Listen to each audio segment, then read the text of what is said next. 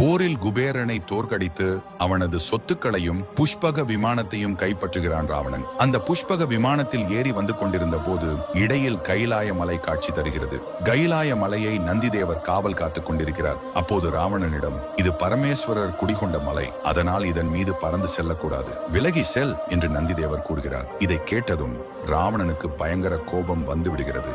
ஏய் குரங்கு முகம் உடையவனே, யாரை பார்த்து விலகி செல்ல சொல்கிறாய்? இந்த மலையை பெயர்த்து எடுத்து விடுவேன் என்று கூறுகிறான். ராவணன் கைலாய மலையை பெயர்த்து எடுக்க முயற்சிக்கிறான். ராவணனின் தலைக்கணத்தை அடக்க நினைத்த சிவபெருமான் தனது கால்கட்டை விரலை கைலாய மலை மீது ஊன்றுகிறார். இதனால் ராவணன் கைலாய மலைக்கு அடியிலே சிக்கிக் கொள்கிறான். மலையின் அழுத்தம் தாங்க முடியாமல் அழ ஆரம்பிக்கிறான். அப்போது அவன் தன்னுடைய தவறை உணர்ந்த ராவணன் தனது ஒரு தலையை கொய்து குடமாகவும் கைகளை தண்டாகவும் நரம்புகளை தந்தியாகவும் அமைத்து வீணையை தயாரிக்கிறான். அந்த வீணையை மீட்டி சிவபெருமான் உள்ளம் கனியுமாறு சாமகானம் பாட ஆரம்பிக்கிறான்.